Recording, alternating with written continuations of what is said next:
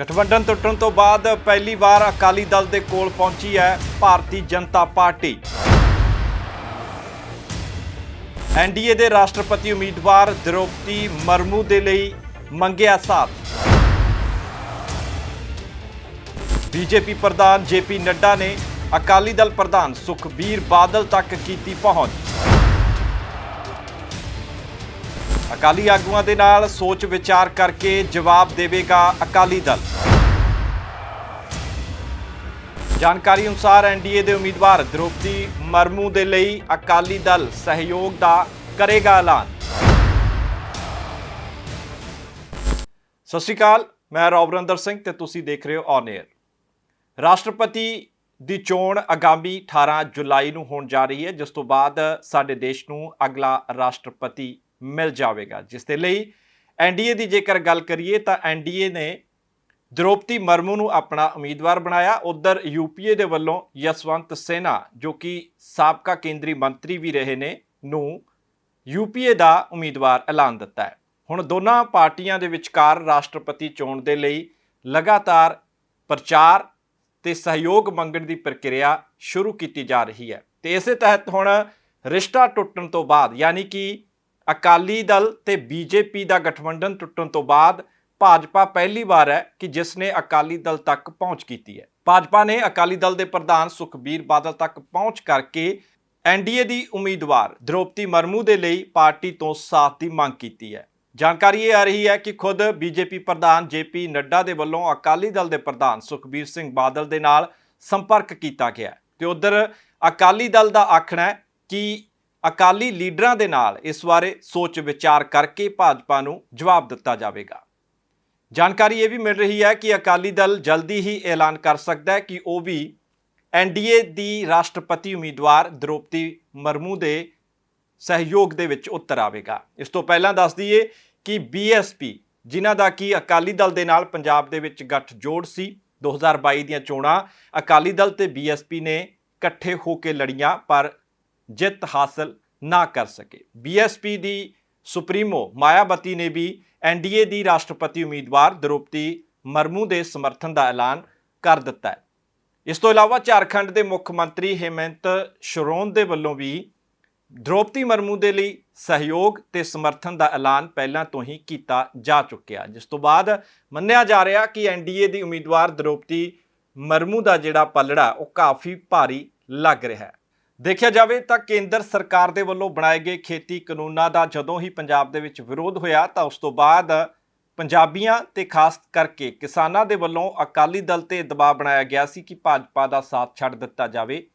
ਅਕਾਲੀ ਦਲ ਦੇ ਹੋ ਰਹੇ ਲਗਾਤਾਰ ਘਿਰਾਓ ਤੋਂ ਬਾਅਦ ਆਖਿਰਕਾਰ ਅਕਾਲੀ ਦਲ ਨੇ ਇਹ ਫੈਸਲਾ ਲਿਆ ਸੀ ਕਿ ਉਹ ਹੁਣ ਆਪਣੇ 25 ਸਾਲ ਪੁਰਾਣੇ ਭਾਜਪਾ ਤੇ ਅਕਾਲੀ ਦਲ ਦੇ ਗਠਬੰਧਨ ਨੂੰ ਤੋੜ ਦੇਵੇਗਾ ਤੇ ਠੀਕ ਇਸੇ ਤਰੀਕੇ ਦੇ ਨਾਲ ਖੇਤੀ ਕਾਨੂੰਨਾਂ ਦੇ ਵਿਰੋਧ ਦੇ ਵਿੱਚ ਸ਼੍ਰੋਮਣੀ ਅਕਾਲੀ ਦਲ ਦੇ ਵੱਲੋਂ ਆਪਣਾ 9 ਮਾਸ ਦਾ ਰਿਸ਼ਤਾ ਖਵਾਉਣ ਵਾਲੇ ਬੀਜੇਪੀ ਤੇ ਅਕਾਲੀ ਦਲ ਦੇ ਗਠਬੰਧਨ ਨੂੰ ਤੋੜ ਦਿੱਤਾ ਗਿਆ ਸੀ, ਜਿਸ ਤੋਂ ਬਾਅਦ 2022 ਦੇ ਵਿੱਚ ਪੰਜਾਬ ਵਿਧਾਨ ਸਭਾ ਚੋਣਾਂ ਆਈਆਂ।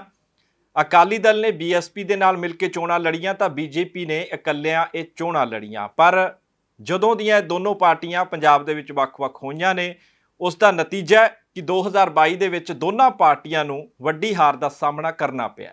2022 ਪੰਜਾਬ ਵਿਧਾਨ ਸਭਾ ਚੋਣ ਦੇ ਨਤੀਜਿਆਂ ਵੱਲ ਝਾਤ ਮਾਰੀਏ ਤਾਂ ਅਕਾਲੀ ਦਲ 117 ਦੇ ਵਿੱਚੋਂ ਸਿਰਫ 3 ਸੀਟਾਂ ਜਿੱਤ ਸਕਿਆ, ਜਦੋਂ ਕਿ ਭਾਰਤੀ ਜਨਤਾ ਪਾਰਟੀ ਦੇ ਹਿੱਸੇ ਸਿਰਫ 2 ਸੀਟਾਂ ਹਿੱਸੇ ਆਈਆਂ ਨੇ।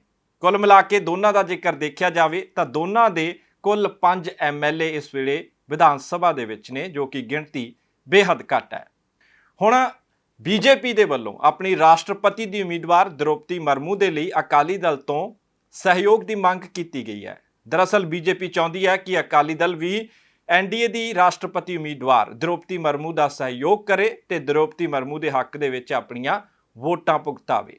ਜਾਣਕਾਰੀ ਇਹ ਵੀ ਮਿਲ ਰਹੀ ਹੈ ਕਿ ਖੁਦ ਜੇਪੀ ਨੱਡਾ ਦੇ ਵੱਲੋਂ, ਜੋ ਕਿ ਬੀਜੇਪੀ ਦੇ ਪ੍ਰਧਾਨ ਨੇ, ਸੁਖਬੀਰ ਸਿੰਘ ਬਾਦਲ ਦੇ ਨਾਲ ਫੋਨ ਤੇ ਗੱਲਬਾਤ ਵੀ ਇਸ ਬਾਬਤ ਕੀਤੀ ਗਈ ਹੈ ਤੇ ਫੋਨ ਤੇ ਹੀ ਜੇਪੀ ਨੱਡਾ ਦੇ ਵੱਲੋਂ ਸ਼੍ਰੋਮਣੀ ਅਕਾਲੀ ਦਲ ਦੇ ਪ੍ਰਧਾਨ ਸੁਖਬੀਰ ਸਿੰਘ ਬਾਦਲ ਤੋਂ ਸਹਿਯੋਗ ਮੰਗਿਆ ਗਿਆ। ਉਧਰ ਅਕਾਲੀ ਦਲ ਦਾ ਆਖਣਾ ਹੈ ਕਿ ਅਕਾਲੀ ਦਲ ਦੀ ਸਮੂਹ ਲੀਡਰਸ਼ਿਪ ਦੇ ਨਾਲ ਸੋਚ ਵਿਚਾਰ ਕਰਕੇ ਹੀ ਇਸ ਬਾਰੇ ਕੋਈ ਫੈਸਲਾ ਕੀਤਾ ਜਾਵੇਗਾ। ਪਰ ਮੰਨਿਆ ਹੀ ਜਾ ਰਿਹਾ ਕਿ ਬੜੀ ਜਲਦ ਅਕਾਲੀ ਦਲ ਵੀ ਇਹ ਐਲਾਨ ਕਰ ਸਕਦਾ ਹੈ ਕਿ ਉਹ ਵੀ ਐਨਡੀਏ ਦੀ ਉਮੀਦਵਾਰ ਦ੍ਰੋਪਦੀ ਮੁਰਮੂ ਦਾ ਸਹਿਯੋਗ ਕਰੇਗਾ।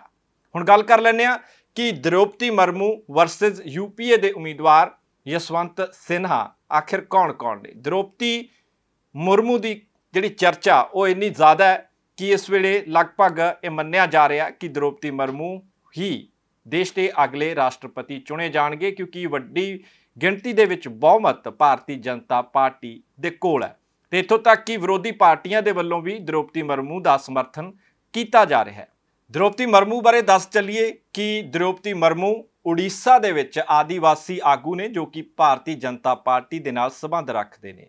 ਦ੍ਰੋਪਦੀ ਮੁਰਮੂ ਝਾਰਖੰਡ ਦੇ ਸਾਬਕਾ ਰਾਜਪਾਲ ਵੀ ਰਹਿ ਚੁੱਕੇ ਨੇ ਤੇ ਹੁਣ ਐਨਡੀਏ ਦੇ ਵੱਲੋਂ ਦ੍ਰੋਪਦੀ ਮੁਰਮੂ ਨੂੰ ਆਪਣਾ ਰਾਸ਼ਟਰਪਤੀ ਪਦ ਦੇ ਲਈ ਉਮੀਦਵਾਰ ਉਤਾਰਿਆ ਗਿਆ। ਉਧਰ ਯੂਪੀਏ ਦੇ ਉਮੀਦਵਾਰ ਜਸਵੰਤ ਸਿਨਹਾ ਦੀ ਗੱਲ ਕਰੀਏ ਤਾਂ ਜਸਵੰਤ ਸਿਨਹਾ ਕਿਸੇ ਵੇਲੇ ਬੀਜੇਪੀ ਦੇ ਪ੍ਰਮੁੱਖ ਆਗੂਆਂ ਦੇ ਵਿੱਚੋਂ ਇੱਕ ਆਗੂ ਗਿਣੇ ਜਾਂਦੇ ਸੀ। ਸਭ ਤੋਂ ਪਹਿਲਾਂ ਚੰਦਰ ਸ਼ੇਖਰ ਦੀ ਸਰਕਾਰ ਦੇ ਵਿੱਚ 1990 ਤੋਂ 1991 ਤੱਕ ਬਤੌਰ ਦੇਸ਼ ਦੇ ਫਾਈਨੈਂਸ ਮਿਨਿਸਟਰ ਰਹੇ ਜਸਵੰਤ ਸਿਨਹਾ ਤੇ ਉਸ ਤੋਂ ਬਾਅਦ ਅਟਲ ਬਿਹਾਰੀ ਵਾਜਪਾਈ ਦੀ ਸਰਕਾਰ ਦੇ ਵਿੱਚ ਵੀ ਜਸਵੰਤ ਸਿਨਹਾ ਨੂੰ ਕੇਂਦਰੀ ਮੰਤਰੀ ਦਾ ਅਹੁਦਾ ਦਿੱਤਾ ਗਿਆ ਸੀ। ਪਰ ਇਸ ਤੋਂ ਬਾਅਦ ਜਸਵੰਤ ਸਿਨਹਾ ਦੀਆਂ ਦੂਰੀਆਂ ਭਾਜਪਾ ਦੇ ਨਾਲ ਵਧਦੀਆਂ ਗਈਆਂ ਤੇ ਆਖਿਰਕਾਰ 2018 ਦੇ ਵਿੱਚ ਜਸਵੰਤ ਸਿਨਹਾ ਨੇ ਭਾਜਪਾ ਛੱਡ ਦਿੱਤੀ ਤੇ 2021 ਦੇ ਵਿੱਚ ਤ੍ਰਿਣਮੂਲ ਕਾਂਗਰਸ ਨੂੰ ਜੁਆਇਨ ਕਰ ਲਿਆ ਤੇ ਹੁਣ ਕਿਉਂਕਿ ਉਹ ਯੂਪੀਏ ਦੇ ਸਾਂਝੇ ਰਾਸ਼ਟਰਪਤੀ ਉਮੀਦਵਾਰ ਚੁਣੇ ਗਏ ਨੇ, ਇਸ ਦੇ ਲਈ 2022 ਯਾਨੀ ਕਿ ਹੁਣ ਜਸਵੰਤ ਸਿਨਹਾ ਦੇ ਵੱਲੋਂ ਵੀ ਟੀਐਮਸੀ ਪਾਰਟੀ ਛੱਡ ਦਿੱਤੀ ਗਈ ਹੈ ਅਤੇ ਰਾਸ਼ਟਰਪਤੀ ਦੀ ਚੋਣ ਲੜੀ ਜਾ ਰਹੀ ਹੈ। ਦੱਸ ਦਈਏ ਕਿ ਰਾਸ਼ਟਰਪਤੀ ਦੀ ਚੋਣ ਦੇ ਲਈ ਸਮੂਹ ਦੇਸ਼ ਦੇ ਸੰਸਦ ਮੈਂਬਰ ਤੇ ਦੇਸ਼ ਦੀਆਂ ਵੱਖ-ਵੱਖ ਰਾਜਾਂ ਦੀਆਂ ਵਿਧਾਨ ਸਭਾ ਦੇ ਵਿੱਚ ਚੁਣੇ ਗਏ ਵਿਧਾਇਕ ਵੋਟ ਦਾ ਹਿੱਸਾ ਬਣਦੇ ਨੇ, ਯਾਨੀ ਕਿ ਵੋਟਰ ਹੁੰਦੇ ਨੇ ਤੇ ਜਿਨ੍ਹਾਂ ਵਿਧਾਇਕਾਂ ਤੇ ਜਿਨ੍ਹਾਂ ਸੰਸਦ ਮੈਂਬਰਾਂ ਦੀ ਸਭ ਤੋਂ ਵੱਧ ਵੋਟ ਜਿਸ ਉਮੀਦਵਾਰ ਨੂੰ ਮਿਲੇਗੀ ਉਹੀ ਉਮੀਦਵਾਰ ਦੇਸ਼ ਦਾ ਅਗਲਾ ਰਾਸ਼ਟਰਪਤੀ ਹੋਵੇਗਾ। ਬੇਸ਼ੱਕ ਐਨਡੀਏ ਦੇ ਕੋਲ ਭਰਪੂਰ ਬਹੁਮਤ ਹੈ, ਪਰ ਫਿਰ ਵੀ ਐਨਡੀਏ ਆਪਣੇ ਪੁਰਾਣੇ ਸਾਥੀਆਂ ਤੱਕ ਸੰਪਰਕ ਕਰ ਰਿਹਾ ਅਤੇ ਅਪੀਲ ਕੀਤੀ ਜਾ ਰਹੀ ਹੈ ਕਿ ਐਨਡੀਏ ਦੀ ਰਾਸ਼ਟਰਪਤੀ ਉਮੀਦਵਾਰ ਦ੍ਰੋਪਦੀ ਮੁਰਮੂ ਦੇ ਲਈ ਸਾਥ ਦਿੱਤਾ ਜਾਵੇ। ਤੇ ਹੁਣ ਦੇਖਣਾ ਇਹ ਹੈ ਕਿ ਆਪਣੇ ਲੀਡਰਾਂ ਦੇ ਨਾਲ ਸੋਚ ਵਿਚਾਰ ਕਰਕੇ ਅਕਾਲੀ ਦਲ ਭਾਰਤੀ ਜਨਤਾ ਪਾਰਟੀ ਨੂੰ ਕੀ ਜਵਾਬ ਦਿੰਦਾ ਹੈ। ਪਰ ਮਾਹਰਾਂ ਦਾ ਇਹ ਮੰਨਣਾ ਹੈ ਕਿ ਅਕਾਲੀ ਦਲ ਬੜੀ ਜਲਦ ਆਪਣੇ ਲੀਡਰਾਂ ਦੇ ਨਾਲ ਸਲਾਹ ਕਰਕੇ ਦ੍ਰੋਪਦੀ ਮੁਰਮੂ ਦੇ ਹੱਕ ਦੇ ਵਿੱਚ ਸਮਰਥਨ ਦੇਣ ਦਾ ਐਲਾਨ ਕਰ ਸਕਦਾ ਹੈ। ਸੋ ਹੁਣ ਅਗਲੀ 18 ਜੁਲਾਈ ਨੂੰ ਇਹ ਸਾਫ਼ ਹੋ ਜਾਏਗਾ ਕਿ ਦੇਸ਼ ਦਾ ਅਗਲਾ ਰਾਸ਼ਟਰਪਤੀ ਕੌਣ ਬਣਦਾ ਹੈ, ਦ੍ਰੋਪਦੀ ਮੁਰਮੂ ਜਾਂ ਫਿਰ ਜਸਵੰਤ ਸਿਨਹਾ। ਹੋਰ ਵਧੇਰੇ ਜਾਣਕਾਰੀ ਤੇ ਇਸ ਤਰ੍ਹਾਂ ਦੀਆਂ ਖਬਰਾਂ ਦੇਖਣ ਦੇ ਲਈ ਤੁਸੀਂ ਜੁੜੇ ਰਹੋ ਔਨ 에ਅਰ ਦੇ ਨਾਲ। ਫਿਲਹਾਲ ਦੇ ਲਈ ਸਿਰਫ ਇੰਨਾ ਹੀ। ਧੰਨਵਾਦ।